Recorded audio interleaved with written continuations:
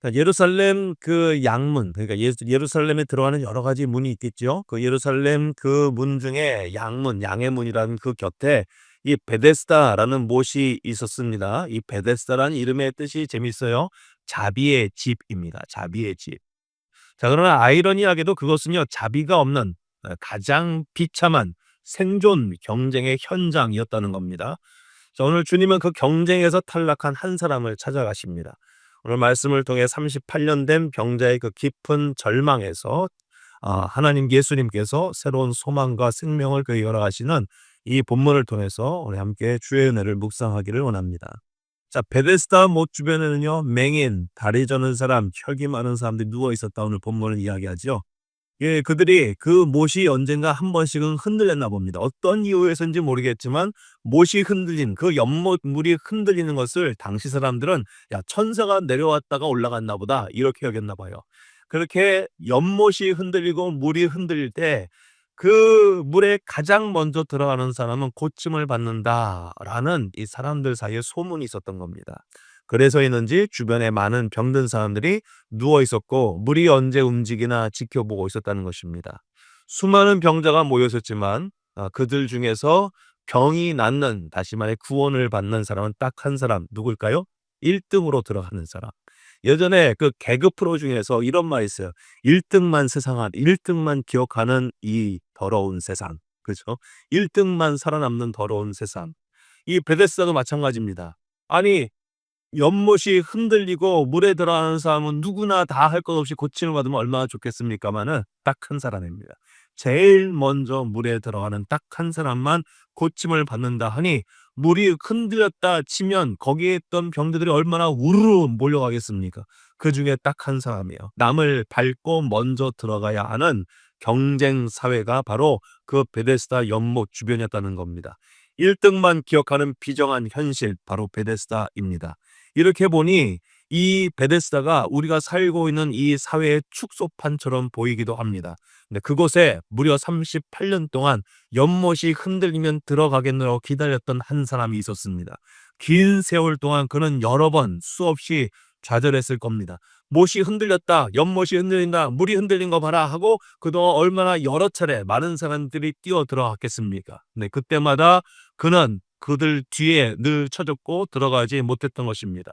가족들도 포기한 사람이었고 친구도 포기해서 스스로 움직일 힘조차 없는 그런 자비의 집 앞에서 누구보다도 자비가 필요했던 한 사람이었다는 것입니다.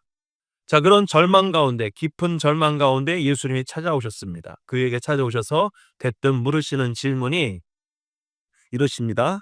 오늘 6절 말씀에 네가 낫고자 하느냐? 네가 낫고자 하느냐? 예수님께서 그가 누운 것을 보시면 아시겠죠. 얼마나 오래 여기에 누워 있었는지, 그의 병이 얼마나 오래된 것인지 예수님 모르실 리가 없죠. 38년 동안 아파서 낫겠다고 거기 누워있는 병자에게 예수님이 야, 너 낫기를 원하니? 라고 묻는 것 자체가 참 아이러니하다는 겁니다. 왜 그렇게 하실까? 약을 올리는 것도 아니고 당연한 것 아니겠습니까? 이 당연한 질문을 예수님이 왜 이 병자에게 하셨을까요? 여러분 잘 생각해 보면요. 38년 동안 병을 고침받기 위해서 거기에 누워있던 사람이 얼마나 많이 들어가 보려고 애를 썼겠습니까?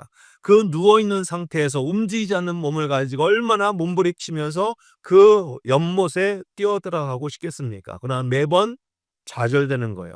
매번 기회를 놓치는 거예요. 매번 그 고침을 받을 수 있는 순간들이 사라져가고 시간은 지나고 병은 위중해지고 그 사람의 마음이 어떻겠습니까? 이미 그의 마음은 안 되겠구나. 틀렸다. 나는 고침받을 수 없겠구나. 패배주의와 무기력증이 이미 그의 마음을 차지하고 있었기 때문에 예수님께서는 그의 죽어버린 소망과 의지를 되살리기 위해서 묻고 있는 것입니다. 긴 투병 중에 반복되는 실패 속에 이 사람의 마음속에 나는 나을 수 있을 거야. 나는 긍정의 빛이 이미 다 사라져 버렸기 때문에 예수님께서는 야, 너 낫고 싶지 않니? 너 나아야 되지 않겠니? 라고 묻고 계시는 것입니다. 이렇게 물었던 경자의 대답을 보세요. 7절 말씀에 주여 물이 움직일 때 나를 넣어주는 사람이 없어 내가 가는 동안에 다른 사람이 먼저 내려가라니라 라고 합니다. 이미 그의 마음속에 그래 나는 틀렸어 안 돼 라는 그 모든 좌절이 쌓이고 쌓여서 이제는 어떻게 나오냐면 주님 내가 못 들어가는 것은 내 탓이 아닙니다. 환경 탓입니다. 나를 도와주는 사람이 없어서 그렇습니다. 라고 자기가 낫지 못하고 고침을 얻지 못하는 이유가 자기에게 있지 않냐고 주변 환경에 있다고, 저 사람 때문에, 누구 때문에 그렇다고 라고 원망에 가까운 답을 하고 있다는 것입니다. 도와줄 사람이 없어서 나는 안 된다라는 그의 깊은 절망 가운데 오늘 예수님께서는 그의 핑계를 듣지 아니하시고 이렇게 선포하십니다. 오늘 8절 9절에 일어나 내 자리를 들고 걸어가라. 이 다음이 아니라 물이 흔들 때가 아니라 바로 지금이다. 지금 일어나 내 자리를 들고 걸어가라. 예수님께서 말씀해 주십니다. 자, 이 말씀이 놀라운 것은 뭐냐면 연못이 흔들릴 때 네가 자리를 들고 걸어갈 것이다 라고 말씀하지 않으십니다. 연못이 흔들릴 때는 이 사람만 들고 걸어갈 것이 아니라 다른 사람도 다 뛰쳐 들어가야 되는데 그러면 1등만 낳는 거 아니겠어요. 자, 경쟁에서 물에 들어가는 것이 아닙니다. 오늘 예수님께서는 지금이다. 지금 너가 이 자리를 들고 일어나서 38년에 너의 자리를, 너의 다리를 지금 묶고 있던 병에서 노임을 받으라고 예수님께서 선포해 주고 계십니다. 이 말씀이 임하자 그가 괴로웠던 38년의 질병은 떠나가고 고침을 받게 되었다고 오늘 성경은 기록합니다. 구원은요, 경쟁으로 얻는 것이 아니라 예수님의 말씀에 대한 순종으로 얻는 것임을 오늘 보여주고 있습니다. 자, 우리의 삶 가운데 얼마나 많은 순간 경쟁에 익숙해 있는지 모르겠습니다. 우리가 정말로 어릴 때부터 지금 이 순간까지 살아오고 있는 사회 자체가 1등만 기억하는 세상이어서 경쟁에 너무 익숙하다는 겁니다.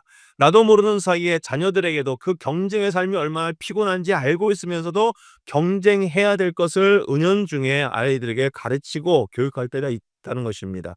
너 그렇게 살다가는 다른 사람들 다 너보다 앞서가.